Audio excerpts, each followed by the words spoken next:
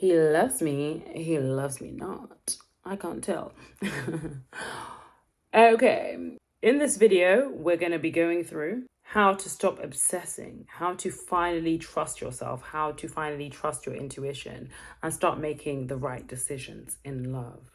Get rid of that self doubt, anxiety, all those obsession cycles of does he love me, does he not? Why intuition is your superpower when you're picking the right mate. And also how confidence and self trust unlock better choices in love. Let's get into it. Hey guys, welcome back to my channel. It's me again, Zara. Today we're going to be talking about how to stop overthinking in love and finally trust yourself. On this channel, we do lifestyle, relationships, and personal development. With that said, let's get into it. Have you ever heard those couples talking and they were like, we just knew from the moment that we met, we just knew. We just knew. It's just like something that clicked, something internally just said, yes, this is the one. You just knew it. Yeah. And that's because your subconscious already knows. Your subconscious already knows whether somebody is for you or somebody is not for you. You know, you simply know. You already knew. Have you ever heard of those abusive relationships and they were just like, I knew something was wrong with him from the first time, from the first date, from the first message, from the first red flag, from the first DM, from the first this. I already knew that this was not the one, but you tried to give it a chance. 9 times out of 10, you already know the answer. It's just the fact that you've been taught to doubt yourself. You've been taught to not trust yourself. And that's why you make the mistakes that you make, because you're trying to prove to yourself that you're right. And that's why you will go down this whole lane of, is it the one though? But is it the one though? But is he the one though? Okay, there must be a reason for that red flag, or there must be a reason for that red flag, or no, surely he doesn't mean this, or surely it must be a mistake. Oh, it must be just like a childhood trauma thing or whatever. You will catch yourself making excuses for this person or just giving them a chance based on your internal troubles, your internal traumas, the way you view the world, your self-perception. Oh, but if I don't go with him, I don't have very many options and it's so hard to get somebody out here. Maybe I should stop being so picky and just go with him, even though your energy is like, nah, this is not the one, sis. You know what I mean? You didn't get that buzz of, yes, this is the one, or yes, I actually really like this person. You've got those intuitions of there being a red flag or something's not quite right or something doesn't add up. Like your intuition is giving you the signals that something is not quite right with this person. But again, because you don't trust yourself, you decide to override those feelings and you want to prove yourself right. So you go down this whole lane and want to find out if you're right and, you know, find all the evidence and all of those things. And you get through a whole relationship, sometimes a marriage and kids, sometimes years of abuse, sometimes years of just being unhappy before you finally get to the conclusion that you actually knew in the beginning that this person was not the one. But you already knew that. You already knew that. Like, why did we have to do all this? Like, because you want to prove yourself right. You want to have enough evidence, okay, that you were right. Okay, now, 15 years later, you're right, okay? Let's try to have less of this. Let's try to start listening to our intuition. Let's try to start trusting that secret superpower that told us in the beginning. Let's start having that confidence to cut people off when they should be cut off because we trust ourselves enough to know that we know the answer. Okay? How about that? How about not doing a second date with that person because they didn't come correct the first one? How about stop giving out multiple chances just because somebody said, I'm sorry, and they promised to change and, you know, gave it all of that and now you believe them. Let's try and have less of that. Let's try to start holding our own energy and saying, no, I know exactly what I want. I know exactly the energy that I'm meant to feel right now, and this is not it. And I know, and I am certain that the universe is going to bring me another person because I've decided not to go down this lane with someone. You are creating space for somebody else to come and fill that gap. You're creating space for someone else to come and fill that role. Okay, let's start trusting in ourselves because 9 times out of 10, we always know the answer. When I got married to my ex-husband, I knew that he wasn't the one. It wasn't because I was so in love and I didn't know what I was doing and I was young and all of this shit. No. I already knew the answer. I just felt like other people knew more than me, that other people could advise me better than me, even though I was having strong intuitions. I was having strong dreams. I was having like all of the answers, even like physically him literally showing me things that I heavily disliked, or I always promised myself that I would always stay away from. And lo and behold, I still walk down the aisle, and I still said I do, you know what I mean? And that's because the subconscious runs the show. What you need to be paying attention to is, why will I not listen to my intuition? If my intuition tells me the answer about someone, why am I unlikely to listen? Just look at all of your past relationships that have gone wrong and all of the problems that you pinpointed probably earlier on. Then you broke up with them. What did you notice? What were those things that they said? What were those things that they did? What were those inconsistencies that didn't add up? What was your intuition actually telling you? What was your intuition actually revealing about them quite early on? But you were just trying to not listen. You just had them cotton wool balls in your ears, and you was just trying not to listen because you wanted to find out if you were really right. You are right 9 times out of 10, okay? You just need to trust that you are right. So what it is about is it literally about having that confidence and building that trust within yourself, that you trust yourself, that you already know the answers, that you are willing to pick yourself over another person. You are willing to pick your comfort over someone else. You are willing to pick your version of a relationship over the one that they are presenting with you. You are not willing to settle for less. You are banking on yourself to make the right decision, to energetically call in the relationship, the lifestyle that you want, and you're not willing to budge. You're not willing to dilute that down for anyone, because you're that special. You deserve exactly what you want.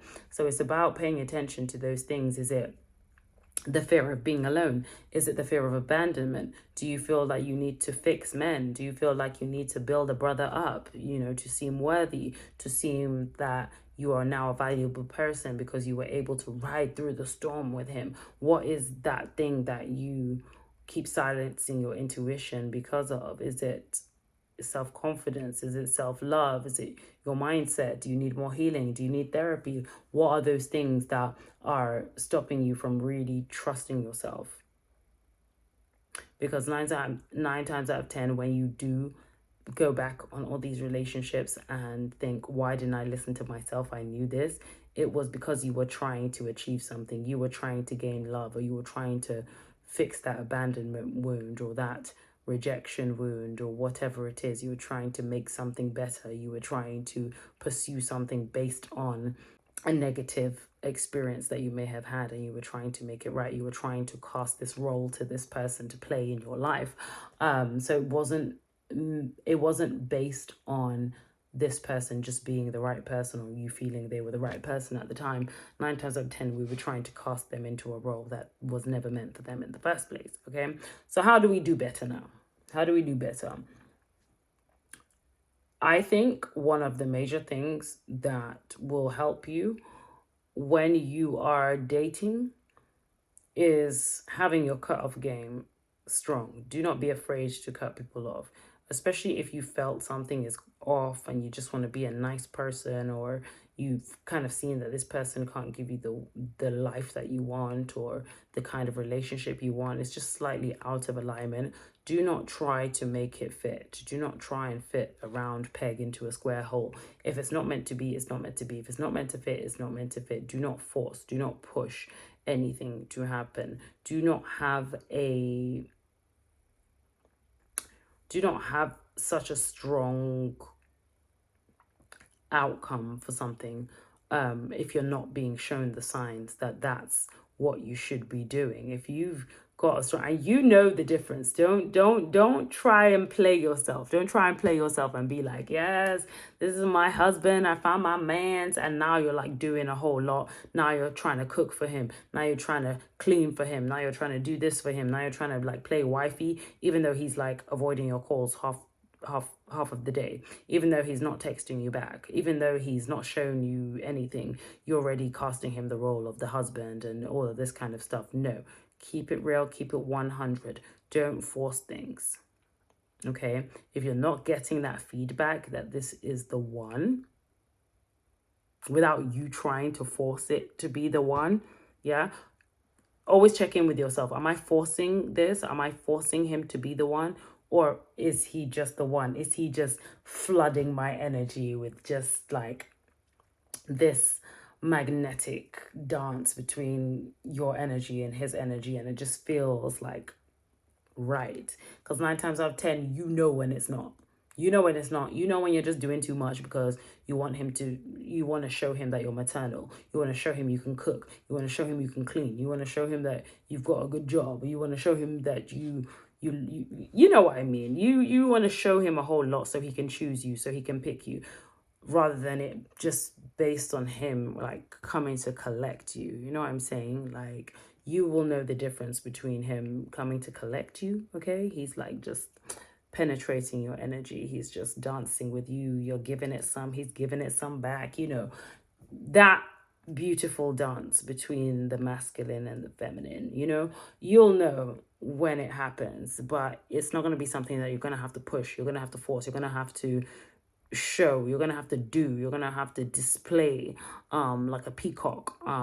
Choose me, I can cook. Choose me, I can clean. Choose me, I can have a bunch of kids. Choose me, I can do this, that, and the third. That's you trying to prove your worthiness. That's you working for it. That's you trying to show him. That's you trying to be picked, rather than just you being yourself, being in your own magnetic energy, and him just coming into your energy field, and you're like, yes, I know he's the one. So I think it's about knowing when you're doing that, becoming acutely aware of when you're pushing it, of when you're trying to impress him. It's all right to position yourself to be in his to be in his view, okay? Position himself to where you will be seen, but understand when you're doing too much and you're becoming a peacock and trying to be in his energy, trying to be noticed, trying to be worthy, all those kind of things. Just pay attention to that. And trusting if the person isn't the one. Even if, no matter how good looking they are, no matter how big it is, no matter how tall he is, no matter how much muscles he has, no matter how educated he is, no matter how what he drives, whatever it is, like whatever it is, you need to be willing to drop him if he's not coming correct. You need to be willing to drop him if he's not giving the energy, if he's not giving that magnetic dance between masculine and feminine, between you and him. And it's just a beautiful dance. Like, if it's not that, then it's nothing. Like, it's nothing. He's not giving the energy, so he needs to be thrown back into the pool. That's what happens, okay? And that's you holding your own queen energy, because ultimately you need to know that you are the prize. You are the prize. You ultimately do the picking. You ultimately are the main character. They are literally auditioning to be in your movie. You're the main character, okay? So you can't come and start acting like a supporting actress in somebody else's movie. I'm begging for some more lines in this movie. I'm begging for some more lines. No, okay, you create the script, okay? And he needs to audition for how you want your life to look like. He needs to audition to how you want your husband to look like, how you want your man to look like, okay? And if he's not playing the right role, he gets cut. That's as simple as, okay? You're not auditioning to be in his movie. You don't need to show him nothing. These are all my credentials. This is what I've got. This is why I'm desirable. I'm prettier than your ex. I'm this, I'm that. I'm this, I'm that. Like, you don't need to show him anything. Like, you just be your most magnetic, most radiant self, and he will come into your energy field, and he will have to prove that he is worthy of your attention. He is worthy to be in your presence, okay? He needs to show that he wants to be your man, okay? So don't overthink it. Don't try and overcalculate it. And is he the one? He texted me today. Oh, maybe he's busy. Maybe he's at work. Maybe he's looking after his kid. Maybe this, maybe that. Maybe he just needs some space. Maybe he doesn't. Maybe he did. Like, if you have to overthink it that much, it's normally anxiety. Like, your nervous system is not actually comfortable with him. It's not comfortable with his energy because he's not doing what he's supposed to do. He's supposed to be doing what he's meant to do. This is your movie. Why isn't he doing what he's supposed to do? Okay? Now, I'm not saying that a man should be texting you every 10 seconds to prove that he's the one, because again, Even a man texting you every 10 seconds would not be your man, because why is he texting you every 10 seconds? That's annoying now, isn't it? Like that, no, that's repulsion. That's disgusting. Nobody wants that. You know what I mean? But he's going to come correct. It's going to be a beautiful dance. As I said, it's not going to be too much. It's not going to be too little. It's just going to be a beautiful dance that is acceptable to you. Okay, it's going to be acceptable to you. This is comfortable. This is nice. Like he reveals, I reveal, like we do this, we do that. Like it's just going to be nice. It's going to be comfortable. It's going to be easy energy to work with. You're not going to have to like fight your way into a relationship. You know, have to chisel your way into his heart. Like it doesn't require that much work if the guy is the one. Like your spirit already knows, and I want you to trust that your spirit already knows. Trust your higher self, trust your intuition, that you know when somebody is for you and you know when the person is not for you. It's about having that confidence to believe in yourself, to believe that you already know the answer, that this guy is not for me. And even though he's the nicest guy, oh my God, he is doing everything correctly, and I should technically be in love right now, but I'm not. Like, oh, what is it? Why don't I like the good guys or whatever it is? Like, again, tap into that, because maybe it legitimately is a thing where you are just repelling the good guys and you're going for the bad boys because maybe you're wired for chaos. Maybe you're wired for the bad guys. Maybe you're wired for the toxic guys. So again, you need to check in with yourself whether it is a thing where you feel like you deserve the toxic guys, you feel like you have to work for love, you feel like you have to date a project, and that's only when you'll be worthy when you've fixed him. Okay, check in with yourself. And if you need any help with this is the kind of work that I do. I've got a masterclass that you can take. The link will be in my bio, particularly for women struggling to trust themselves, struggling with their self-confidence. You want to raise your self-confidence. You want to raise your magnetic aura. You want to raise your frequency so you can become attractive to the man of your dreams. Then click the link in the bio and get the masterclass now. If you want to work one-on-one as well, I do have a few spaces. I think my Calendly link is in the description as well. So if you can find an available time, very limited spots available as well. If you can find a time, go for it. And let's see if we can work together. You need to learn the voice of your intuition, because again, we've been silenced as women. As women, we've been taught that we need to silence ourselves, silence our voice. Our intuition doesn't mean anything. What do we know? And it's caused us to make a lot of bad decisions in love. We start to mix common sense. We start to mix logic with emotions and trauma and dreams and what we want for ourselves. And this means this and this means that. And we start trying to make things fit that don't fit. And sometimes even the things that do fit, we're running away from them because of our internal traumas or what we believe we deserve. We don't deserve love. We don't deserve a good man. We don't deserve this. We don't deserve that. So love can be one of those very, very tricky things to master. But if you're on the path to loving yourself, to raising your self-confidence, to increasing your vibration and making yourself the best version of you, you are definitely still on the right path to attracting the man of your dreams, because ultimately game recognize game. If you are in the right frequency, you are going to meet the person that is also on your frequency. It just has to happen. It simply just does have to happen. You just need to be in the right energy to call in your direct match, okay? So if you've enjoyed this video and it's been any kind of useful, I want you to like this video. I also want you to subscribe to my channel, because you may see other videos that might interest you.